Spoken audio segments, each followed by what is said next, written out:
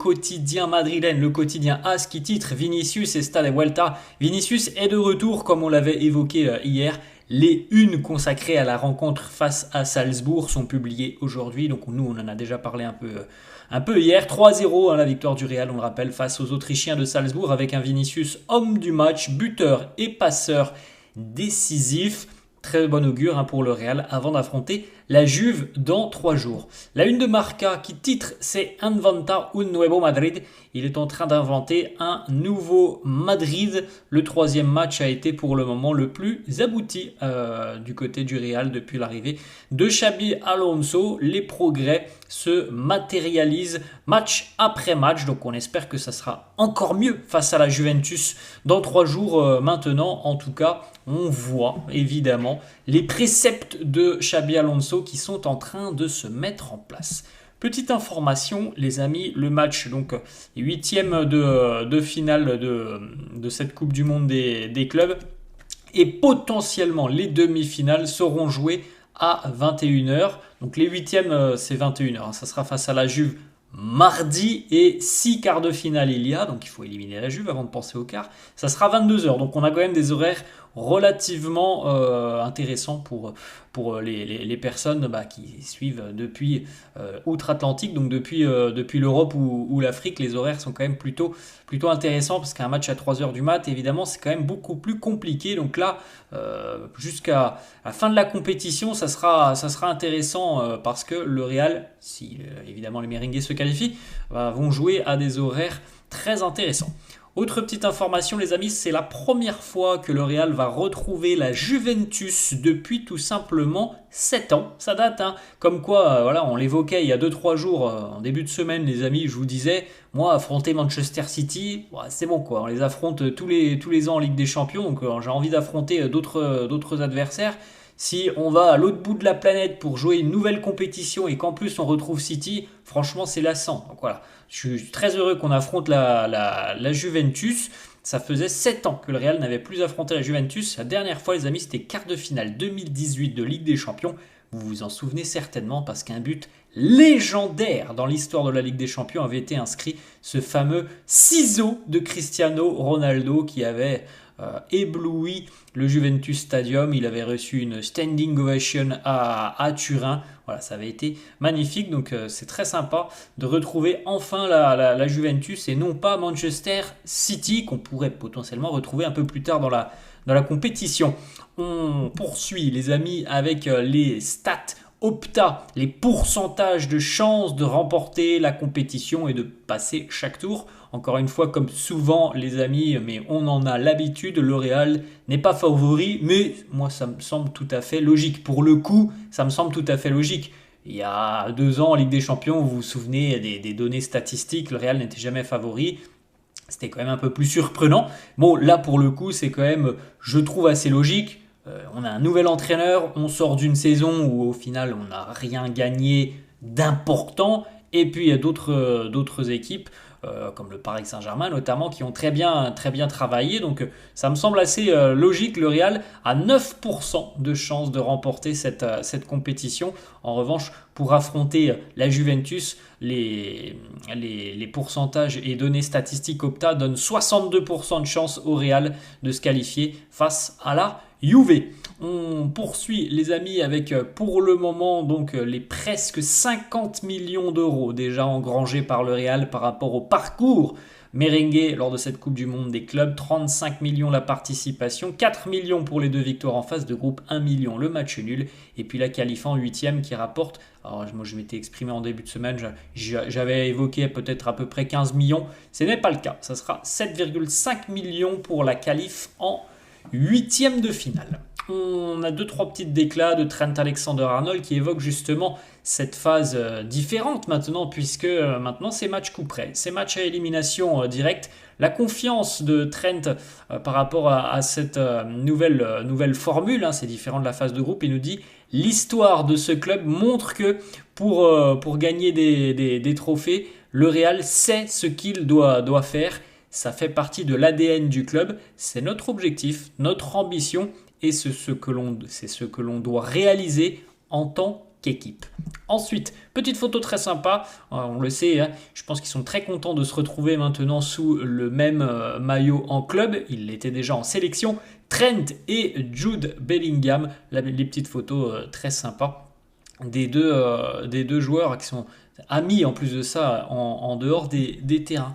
Trent qui nous dit voilà, la période d'adaptation est désormais terminée. Maintenant, je veux être le meilleur joueur et offrir ce qu'il y a de mieux à l'équipe. Aider l'équipe à gagner le plus de matchs possible et ça démarre avec cette compétition. Donc voilà, Trent nous dit après 3 matchs, voilà, maintenant, je commence déjà à m'adapter à mes coéquipiers, m'adapter aux demandes de Xabi Alonso. Et maintenant, on va voir le vrai Trent. Alors franchement, il a été plutôt relativement bon. Hein. Depuis le début de la compétition, on n'a pas senti un joueur chamboulé, perturbé par son arrivée du côté du Real.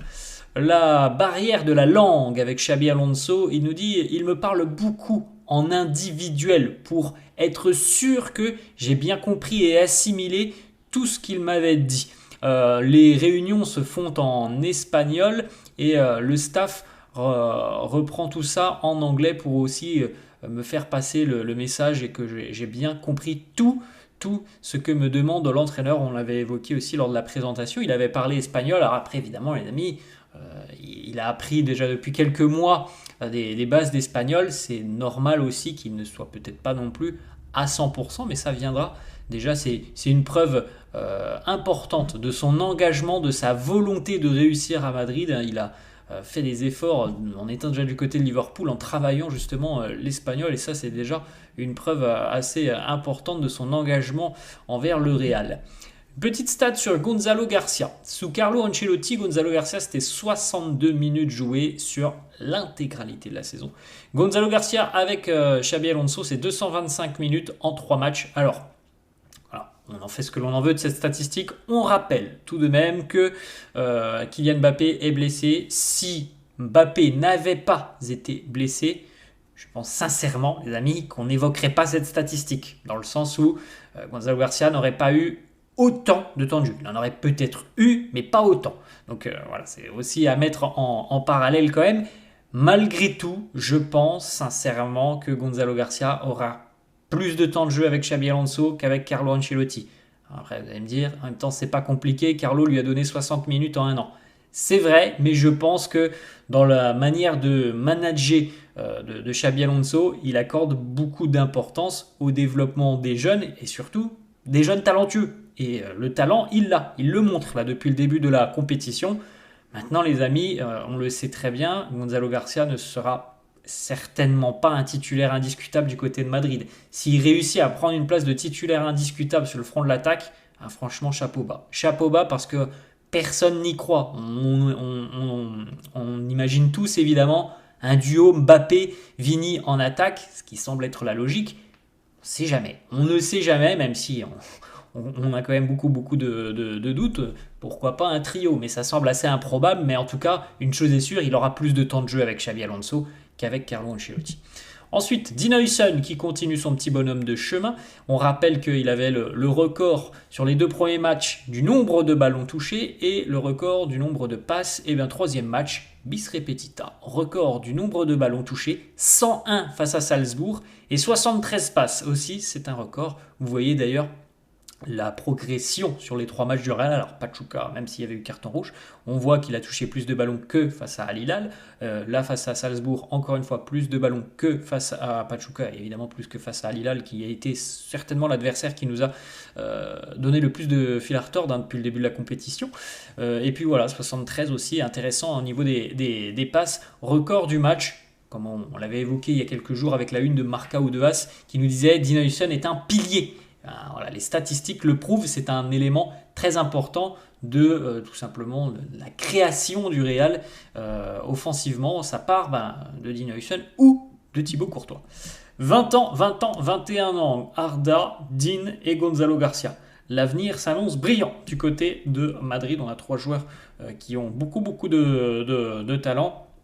et qui aspire évidemment à avoir un rôle important tout au long de la saison. Deux déclarations du président Florentino Pérez qui nous dit: j'ai beaucoup apprécié notre dernier match, je pense que c'est le meilleur des trois jusqu'à présent. Bon, on l'a évoqué hier, oui, c'est une vérité, le Real a montré un joli visage séduisant face à Salzbourg, sans manquer de respect aux Autrichiens.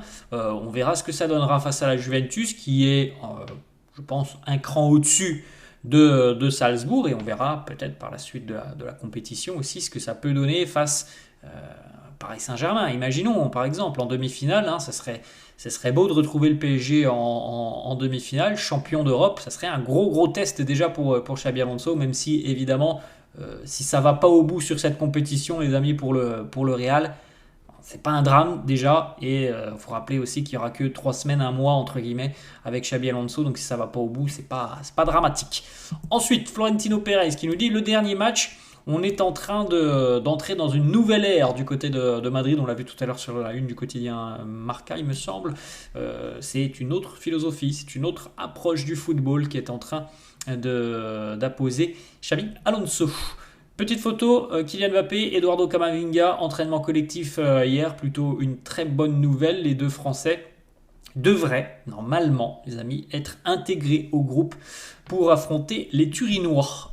Petite photo aussi, Xabi Alonso a participé au Taureau. Il a essayé de mettre la pression sur Kylian Mbappé. La petite photo est floue, mais Xabi Alonso a bien participé à ce Taureau avec son groupe. Autre information positive, on l'avait d'ailleurs évoqué hier, Endrick va prendre la direction des États-Unis aujourd'hui pour rejoindre l'équipe. L'idée est qu'il ne jouera pas lors de cette Coupe du Monde des clubs, mais Xabi Alonso pense qu'il est nécessaire pour Endrick d'être auprès de ses coéquipiers et auprès de lui évidemment pour en savoir un peu plus, pour faire connaissance avec ses nouveaux coéquipiers. Il y en a quelques petits nouveaux, pour faire connaissance aussi surtout avec les idées et la manière de travailler de Xabi Alonso. Donc même s'il ne devrait pas jouer sur cette Coupe du Monde des clubs, Endrick devrait arriver aujourd'hui du côté des États-Unis pour rester au contact de ses coéquipiers, du nouveau staff, du nouvel entraîneur. Autre information, mauvaise nouvelle, et on peut le dire, alors